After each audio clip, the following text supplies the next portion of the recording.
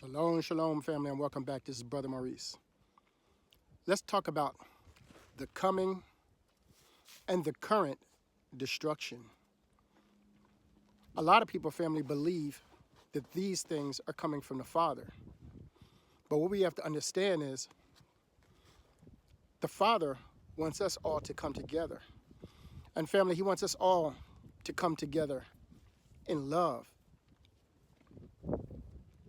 But when we read the scriptures, it looks like the Father's doing this. It looks like it's judgment on the people. But the thing is, the bad things that happen to us here are going to happen because of the things that we do and the things that we are not doing. And one thing that the majority of the people are not doing, family, is following the Father's laws, statutes, and commandments. So I'm going to go inside because I have a few scriptures that I like to read for you. As you see, I've been hanging out with the cows and enjoying their company. And just hanging with them gives a lot of peace. Well, family, talk to you in a few. Shalom, shalom. All right, family, let's talk about this current and coming judgment. But before we do this, there are some things that we have to understand. There are a lot of things that were manipulated in the scriptures because the Father says He changes not. But when you look at the Old Testament, the Father's angry.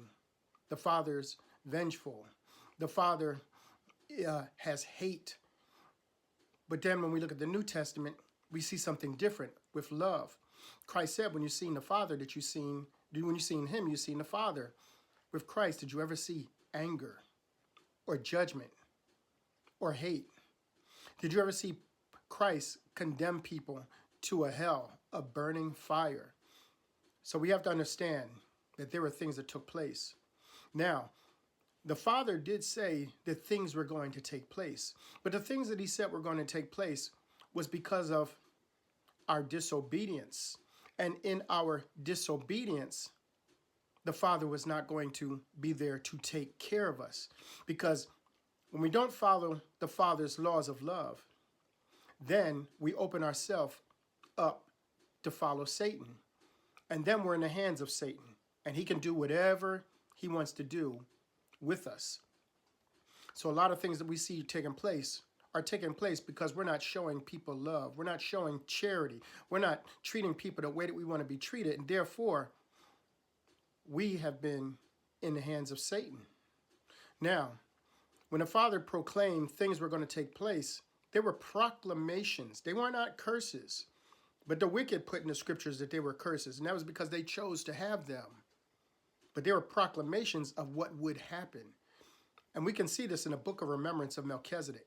In Little Book chapter 1, starting at verse number 114, it says, "And when the proclamation sounded, the prophecies of my Father were poured out, and his thoughts in his meditations have brought about the knowledge of the consequences of the sins of the wicked of all the nations. And the wicked will view these consequences as curses, even though they chose to have them. And they will blaspheme God and attribute what happens to them to be the anger and vengeance of God. And they have filled the earth with lies.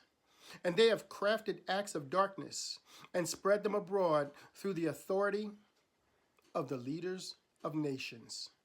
And their lies have covered the earth and spread out upon the seas and have gone to the rivers and fountains and extended up to the luminaries of heaven and the very seat of evil and the waters of life, even the Euphrates, and even the air itself holds their lies." Let's go to the book of remembrance of Enoch, and we're going to Seth 1. That's Seth chapter 1, verse number 76. And it says, "And it came to pass that all of the righteous among the ancients viewed God as mild and gentle and forgiving, and filled with loving kindness. But among the wicked, he was viewed as angry and powerful and vengeful, and one who is to be much feared. Let's go to the book of remembrance of ancient grandmothers, in Grandmothers chapter 3, verse number 37. It says, "And the Spirit said that to state or act upon the idea that our father Anochseed, that's the one people call God, and Adam called him Anochseed because that means I am loving kindness. And the idea that Anochseed is cruel or vengeful or wrathful, and that he kills and destroys, is in fact using his name in vain. And I saw that the wicked were able to define Anochseed in this way, by the use of blood as the element of wickedness. And great will be their embarrassment when they stand before him, and such will enter into the light of his presence, holy, unclean." Now let's go to the Third Testament, chapter 14, starting at verse number 21 through 23. It says, "I rebuke those who preach a blind faith, a faith without knowledge, a faith acquired by fears and superstitions. Listen not to the words of those who attribute to God all the evils that torment mankind, all plagues, famines, and epidemics, calling them punishments or wrath of God. These are the false prophets. Turn away from them, because they do not know me, and yet want to teach men what God is like." Let's go to the book of remembrance of Melchizedek in a section called Little Book, chapter 2. It says, "And on the other side, which speaks of salvation, I have written the image of my arm, handing a mushroom cloud of smoke for the wicked. And the bottom of that column of smoke is right before the eyes of the symbol of the man. And the wicked look to find ways of creating the smoke of destruction for their enemies, and they delight in their smoke of destruction.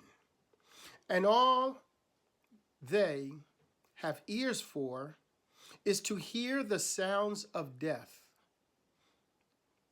And all they can feel is the lust for vengeance. And all they seek to find is the domination over their fellow men." Don't we see this today, family? Everything that's taking place right now is the domination over the people. We think that the governments are righteous, but the governments, family, they are straight wicked.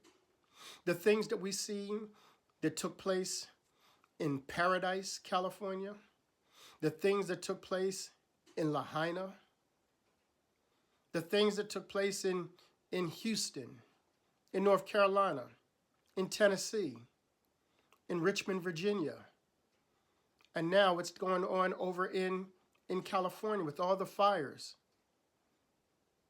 These are done by people who are seeking to find the domination over their fellow men.